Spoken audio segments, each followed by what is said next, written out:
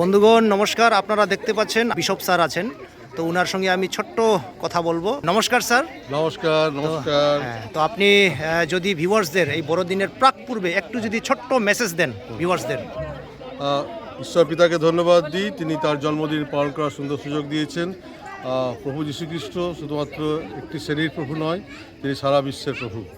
যখন স্বর্গদূতেরা খবর দিয়েছিল মেষ পালকদেরকে যে একজন জন্মগ্রহণ করেছেন, আর তিনি সবার জন্য সকলের সদাপ্রভু, আর একটি সুসংবাদ আমাদের সবার জন্য যে তিনি আজকে আবার জন্মগ্রহণ করছেন। আজকে যখন দুঃখ, কষ্ট, বেদনা, না হতাশা, না অবিচারের মধ্যে মানুষ বাস করছে, আর তখন তার জন্মের উৎসবটি আমাদের কাছে সুসমাচার নিয়ে আসে, কারণ তিনি সমস্ত দুঃখ, বেদনা, কষ্ট দূর করবার জন্যই এই পৃথিবীতে এসেছেন। আর তিনি নতুন দিশা দেখাতে এসেছেন। মানুষ হিসাবে আমাদের যে যা করণীয়, যা পালন করা দরকার তা করার জন্য তিনি একটি নতুন আদর্শ আমাদের জীবনে স্থাপন করেছেন। তিনি কোনো ধর্ম স্থাপন করতে আসেননি, কিন্তু তিনি একটি আদর্শ স্থাপন করতে এসেছেন। যে আদর্শ হচ্ছে বিনম্রতা আদর্শ, যে আদর্শ হচ্ছে ক্ষমার আদর্শ, যে আদর্শ হচ্ছে প্রেমের আদর্শ, যে আদর্শ সহানুভূতির আদর্শ। আর এই আদর্শকে নিয়েই আমরা বড়দিন পালন করছি।